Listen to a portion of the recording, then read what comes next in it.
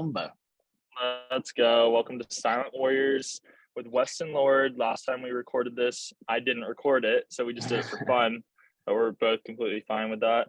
But yeah, so we got something cooking this year, fundraising wise for LLS, Leukemia Lymphoma Society, and we're so stoked to just be making a footprint on the community that has given us so much. And I know that sounds weird, but you'll understand a little bit more of why it's given us so much by the end of this podcast, hopefully. And we're going to keep doing things like this to really get the word out there. And for Weston and I think the biggest way that we have so much in common, because going through this at a young age shifts your perspective so quick, and the people you're around aren't necessarily shifting their perspective like that. So without further ado, the one, the only Weston Lord. Dude, introduce yourself. Tell us where you're from, a little background. I know they heard a little hint of the accent, so you're going to have to dive into that. Well, thank you, Weston. Great name you got there. Hi, guys. Yeah, my name's obviously Weston as well. I'm originating from the UK, so I come from England. I came to the US in 2015 for college. I originally went to UCSB, the same school as Weston as well, another coincidence. And yeah, it was until the end of my freshman year, I was studying, being that regular, 18-year-old immortal man who thinks he has all this time under his belt. And it was the end of my freshman year, June 8th, that I was first diagnosed with acute myeloid leukemia.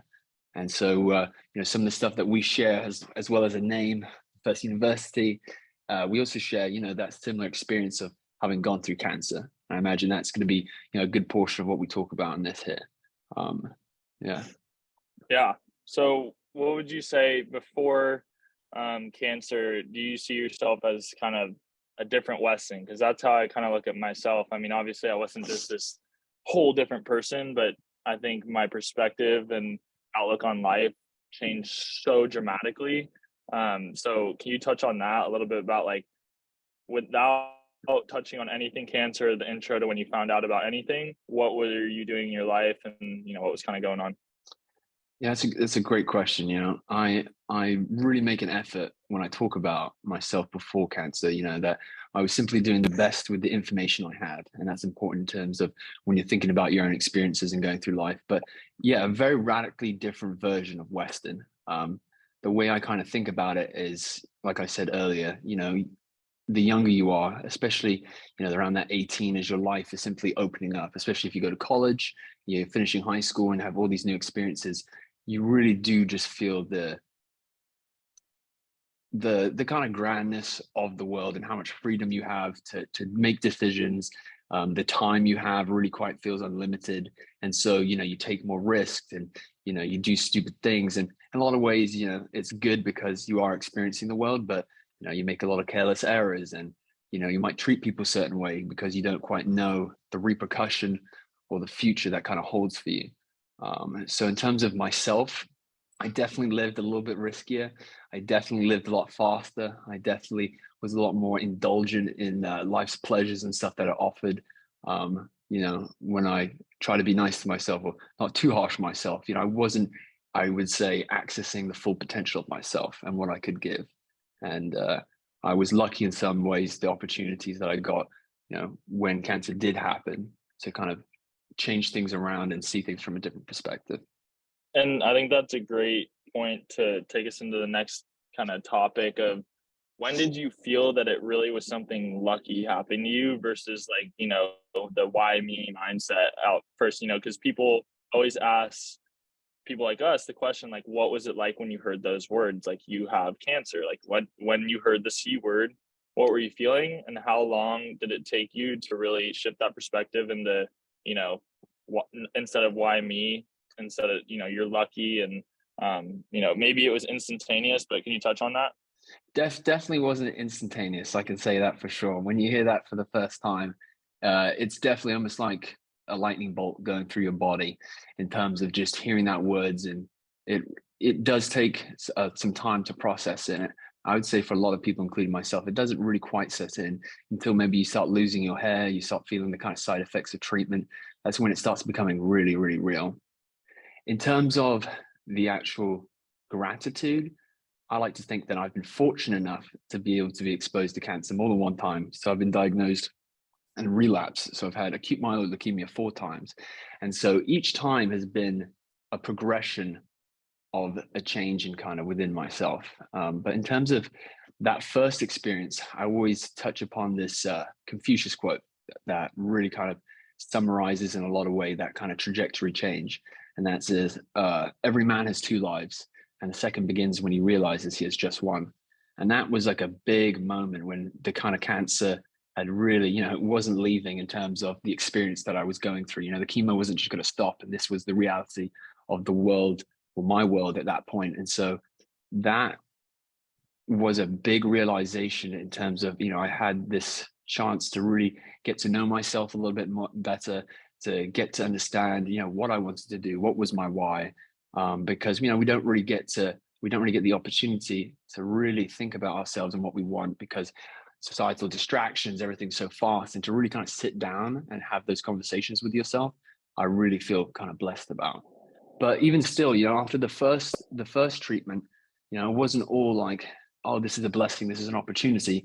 I actually came with a lot of bitterness and anger. So what kind of got me out the door after the first treatment was, if a person did this to me, I would have some things to say and do about that person. So personifying life and death as these things that were taking things from me. And so, if life took this away from me, I was going to take everything away from life and impose my will. And, that worked for a while in terms of, really kind of put some coals in that fire, put that flame to it. And it really got me hustling and moving and in a good direction in terms of, making more use out of all the gifts I'd been given, all the kind of blessings I had. But then it came with so much emotion too. And, the anger and the bitterness, and that I realized was kind of clouding a lot of my judgment. And so then when I relapsed and I had cancer for a second time, it was like a big realization that, I can't really push my way and impose my way, because the universe or God or whatever you like to call it is going to happen the way it's always going to happen. And simply put, the only real freedom we have, if you read like A Man's Search for Meaning by Viktor Frankl, he'll say it, this is the biggest theme, is, the freedom that we have is how we react to the situation and circumstance, rather than, being able to impose our will, because the expectations we have for our life, that's going to come with this as well, with its emotional baggage. I mean, you expect your life to turn out a certain way, and then it doesn't. You are then kind of left with all these emotional feelings, being upset, being, having these emotional ties to it, when it was just life. It's not really, Right. and whether you label it good or bad, it's simply a choice. Mm-hmm. Oh, that's powerful, man. So I'm sure people are hearing you say like, "Oh, when I was diagnosed for the second time, for this time." Can you touch on that? How many times have you heard people tell you that you have the C word? The C word. So it is 4 times. So first in 2016, second in 2018, and I had my first bone marrow transplant from my younger sister. And then in 2020, during the pandemic, as I'm graduating, as I sort of transferred from UCSB to USC, and then I found out that I had what's called leukemia cutis, which is an expression of acute myeloid leukemia. So it wasn't in my bone marrow, but it was actually on my face. It was a bruise on my face that, because I do Brazilian jiu-jitsu, I just assumed I got kneed in the face, and was just part of doing that. And then it became more ominous, and it kind of became darker. And then it came to a point where I was like, oh, this is probably something. And then lo and behold, it was something. And so then I had to do some more treatment. And then in 2022, so last year, I had leukemia cutis again, but it was in the skin of my right foot and then the bone of my left foot. And so then I had to do a second bone marrow transplant February 3rd of last year, and from a lovely donor fellow from Germany. And yeah, here I am, basically just over a year out, still kicking, still going. And yeah, we, like you said earlier in the podcast, giving back and finding that intrinsic value through, serving our community and serving people who have gone through, the tough stuff that we've gone through. Yeah. And how about that? Like, how long has it taken you to really, you know, um, feel confident and not be emotional about really diving into the space and making an impact? Because I know for me, that's something I've like wanted to start to do. Then I've done it a little bit, then had to back off. Like, whoa, like too soon. It's, because it's obviously a very heavy space to be in. Very. So how long did it really take you, or did it take you any time, or? No, you're completely right. How I kind of approach it too is in terms of, have you kind of taken care of yourself first? Like, are you in order? How can you possibly think about giving and taking care of other people when you can't really take care of yourself? And so, over these 7 years, I've definitely gone in and out. I've wanted to give more and stuff like that, but there was a lot of time that had to be spent in a lot of ways kind of healing myself, finding coping mechanisms, finding a way to be able to empathize and assimilate with people our age and stuff like that. And that was a big chunk of it. And then I would say especially now, I've come to a place where I'm very comfortable in terms of managing my own emotions, imagining my own trials and struggles, and feeling at a place where it just feels right. When I talked about pushing through life and pulling through life, it feels very much like a pull right now, kind of where I'm meant to be. And so there's not too much expectations. And for instance, how much I can give in terms, I would love to give obviously as much as possible, but I simply give within my energy means, making sure that I'm taking care of myself emotionally, spiritually, physically. And, once you have that in order and you feel like you can give more, that's kind of the place where, you should, and this is not just for cancer as well, for people in general, to look of how can I give? Because it's kind of the same in the gym, how I see it. The more you give, in a lot of ways, the more you get back. In terms of the gym, it's like you give to the gym and you actually get that energy back. And when you give to people, when you give to your community, you are filled with so much intrinsic value and fulfillment that makes life so much more abundant. And, if Mm-hmm. that's not the plan of life, I don't really know what is. We want to live a full, abundant life with the ups and downs, that whole kind of show of blood, sweat, and tears, and the highs and the lows. And so we can look back and be like, damn, that was a good story. That was a good ride. Right. Yeah, I think it's so important, like where I've really seen the vision of making an impact on this world and community is, obviously right when I was diagnosed, changing that why me into this is my why, let's go, but now I think I've seen the absence of um, support and kind of thinking, that when you have that cancer-free scan or whenever you're done with treatment, it's done. But I think one of the hardest things of treatment and cancer in general was recovery, getting back into the world. And especially when you go through it at our age, you're really in crucial years of growth and whatnot. And we are given that growth in a different way. But I've seen too many survivors struggle really getting back into the world. Would you say 100%. the same? Like, did you meet any kids on the floor that you still stay in touch with today? Definitely. Yeah. I started off in a children's hospital and then I went to the adults. And so there's definitely people along the way that, yeah, I've seen this full spectrum of really coming out of treatment. And one thing that I've never really heard too many people talk about, but there is this simplicity, right? From going when you go through treatment. What's the goal? What's your single purpose when you go through treatment? Just survive, right? Mm-hmm. That's all you have to do. If you survive or you're surviving each day, you're like, I completed the day. I made it through the day and I'm breathing to the next. And so when you finish treatment and it's like, oh, there's no cancer, then it's like, it's not just survival anymore. It's preparing for the rest of your life, or, Mm-hmm. thinking about rent, thinking about food on the table, thinking about a future family.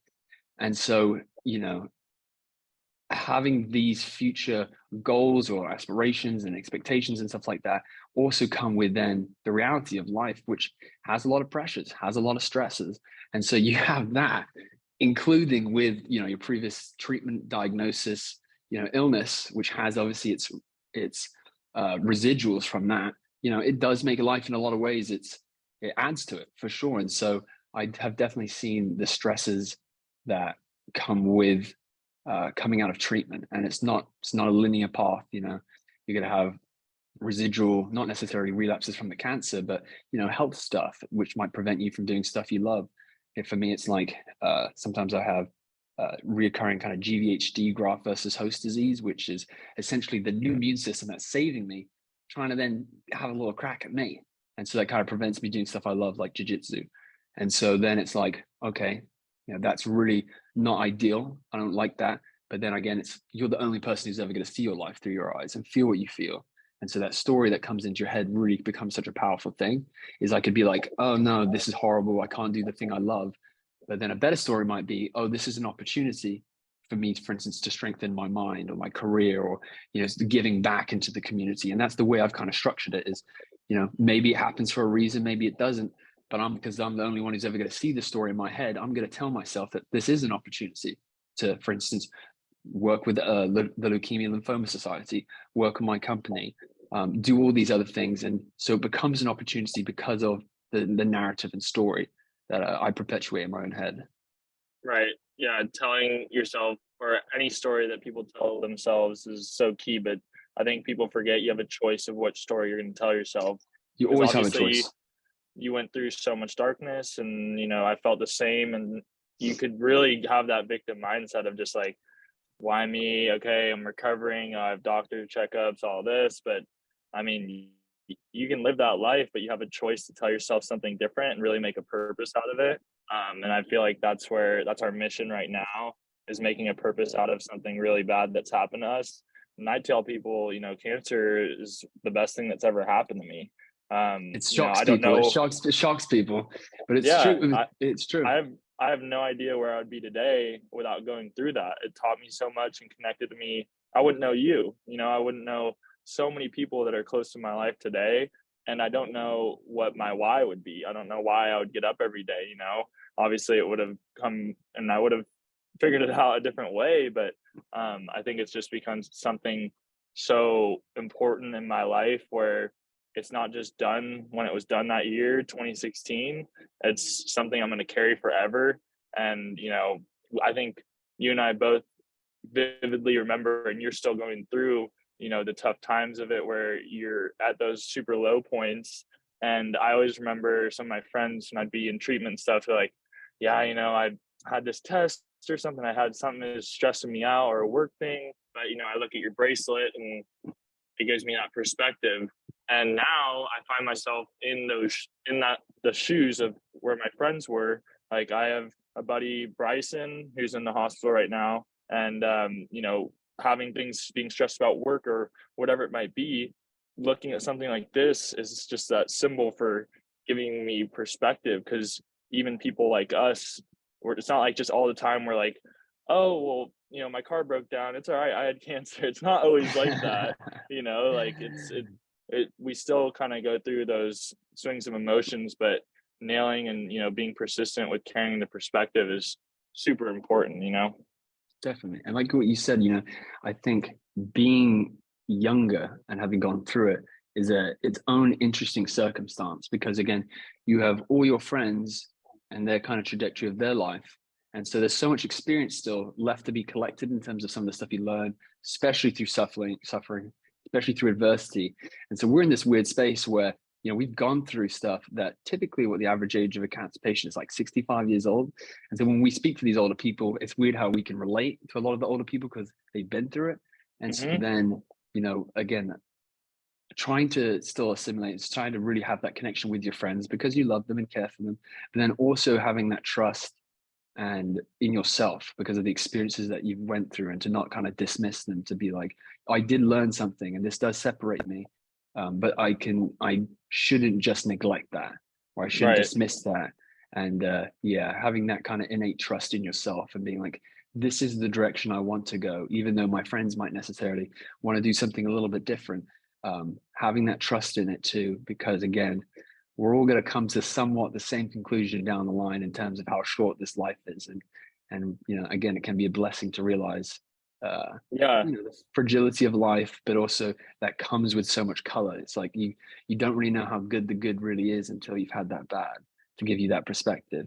And so to Boom. have that, you know, it brings a lot of presence and awareness and soaking up life when, you know, you can just go for a walk and you know, you see things and you pay attention a little bit because you know that, yeah, it's all temporary. It can be taken away in an instant. Mm-hmm. And so it's yeah, I see it as a gift in a lot of ways. Things definitely look a lot more colorful than it did when I was 19. That's for sure.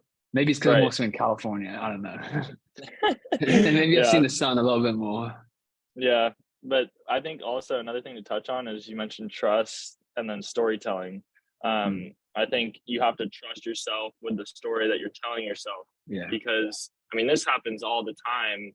You know, you talking to someone and actually pretty funny because in our meeting that we had last week, I had my picture in my cancer in bed when I had cancer, and I was flipping off the camera, and out of my fuck I cancer love that shirt, picture. bald, 130 pounds.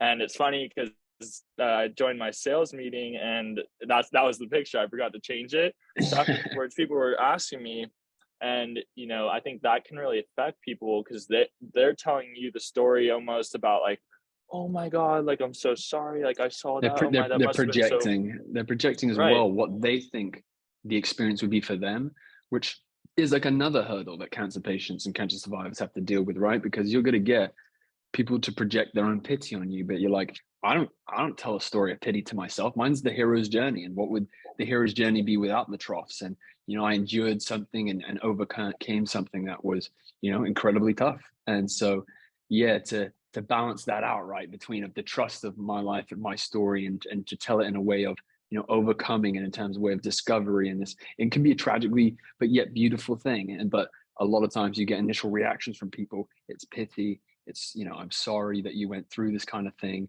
And so it's been Yeah, like, that's okay, you don't quite understand, but I appreciate what you're trying to do, and what the core of what you're saying is, it's empathy and care, but at the same time not allowing that story of pity to really kind of take away from your narrative, or to control your narrative. That I feel like is a big thing for cancer survivors, especially, to really hold on to that trust within their own story.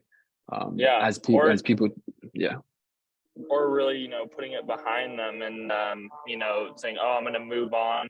There's a plane, I don't know if you can hear it. It's just my helicopter landing to pick me up. Yeah. He's got another But meeting, yeah, but it another really podcast. is, you yeah, on the plane. But yeah, I mean, because a lot of people want to really put it behind them and not talk about it anymore. That was the past, I'm ready to move on, I don't want to think about it all the time. But that's where I definitely went through that for maybe a year or so after I was done, kind of really forgetting about it. And then I've told you this, but it wasn't until the last couple years, and then really the last couple months of I just finished college, I'm don't swim anymore, so you really are living real life, and you're getting a different perspective. And I found myself getting like emotional about different things, or complaining or whatnot. And I just always knew, I mean, my dad would always tell me, he's like, I'll never forget your last checkup. He said, Weston, you're not going to go through anything harder than this. This is going to be the hardest thing that you've gone through. You might go through other things that feel harder, but this, if you carry this perspective, everything else will be easy in your life. And I think hearing that over and over, and it's not saying everything's a breeze, but just carrying that perspective is so powerful. And that's really just what I want to do. And as part of our mission here is just like showing people what it can be after. I mean, I think one of the best feelings ever is, seeing someone who's younger fighting cancer, and they can see you as a symbol for what they can be later on, and giving the 100%. family hope and whatnot. There's just no better feeling in the world than that. And that's definitely what we're doing here with LLS. And I just wanted to touch on, before we wrap up, a couple different things that we have coming up and how people can support us, because obviously this is going to be a big deal this year. Official launch date March 29th. March 29th. So yeah, you just want to you give want us to a talk a little quick bit about it? rundown?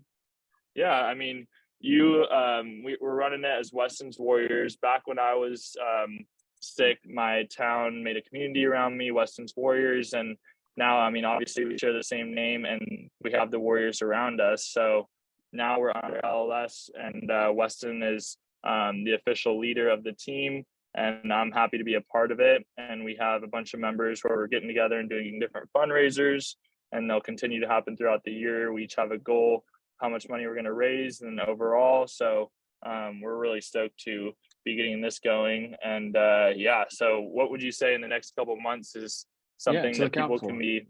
Yeah. So essentially, like Weston said, it's going to start March 29th. That's when essentially the donation pages go live. It's a 10-week campaign ending June. I think it might be June 8th, which is actually when I was first diagnosed. I'm just realizing. Oh, wow. Yeah, so there's going to be some really cool events. Every team's going to do it slightly differently. Our team, I think, currently is like 45 people. So you can imagine the different walks of life and stuff that we're going to bring. Might get to do some runs. some swims potentially, looking at you, Weston. Maybe there's going to be some silent auctions.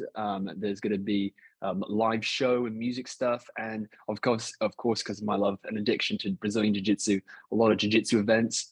Our first event is before the campaign even starts. So we're hustling. That's going to be actually this Friday, March 3rd, in Los Angeles, with Isaac Michelle, who's this incredible jiu-jitsu athlete, and all proceeds are going to the campaign.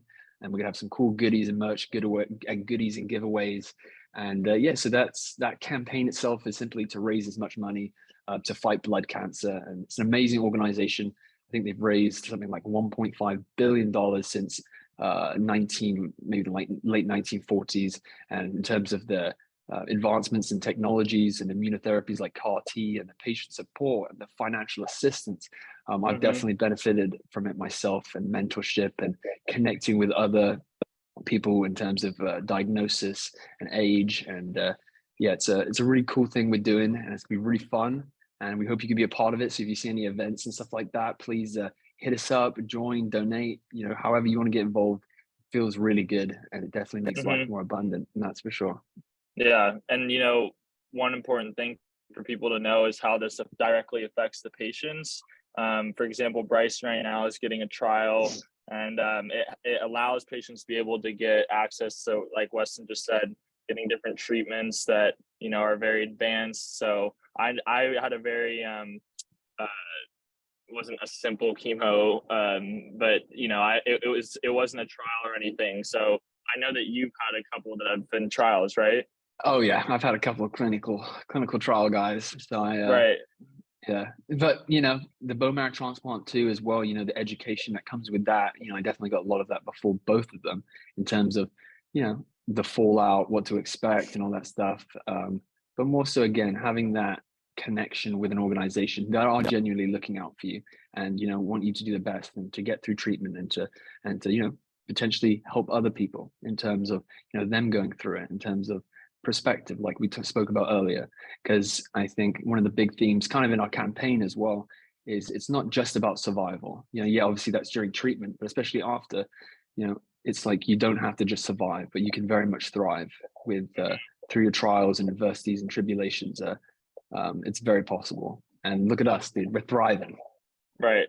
And this might be shifting gears rapidly, but to wrap it up, I think something powerful that we talked about before, but at some of your lowest points in treatment, meaning like, doubting yourself, doubting survival, literally, what did you grab onto? What was your motivation then, or what kept you going? I know you have a rock solid mindset, but there's got to be some points in that where it was tough. Yeah, 100%. I'm going to be completely honest. I'm a human being. I felt like I could name at least 3 times on the top of my head that I said to myself I'd given up, that it was over, that I was kind of had no more. And then I got through the second, and then I got through the hour, and then I got through the day, and then I saw a little bit of light, and then I was like, okay, the light's still there. And then it really came to the thing of everything's temporary. And I don't know if this is too much, too dark, but I came to the conclusion that either this will end or I will, no longer be here, and that will be the end of my suffering. But what I've kept finding is I keep holding on that everything is temporary, and that if I hold on long enough, the light shines through, and then I find another piece of light, and then I see life again. And it just reminds me how grateful I was that I did push through, and that I did just simply hold on. So sometimes it's not even a matter of digging deep of this is my why. Sometimes it's a matter of just simply just making it through. And I think that's a message for a lot of people in terms of struggling through mental illness or physical stuff, is time does change, and it might seem as dark as it possibly can get. But if you can find a way again to change the narrative, to trust in yourself, and to simply hold on and know that everything is temporary and everything will come to an end, things can get better. And if that might mean the end of suffering, but isn't that better? Right. Yeah, that's powerful, man. I think that's a great point to wrap up on. So, guys, I'll include some links in the description how you can help out with the different fundraisers we'll be doing, or if you want to attend anything. And if you're too busy and you can't make any of them, don't worry, we're happy to collect a check. Yeah, that's absolutely fine with us. Yeah. Weston, thanks so much, man. And Thank you, Weston. so stoked.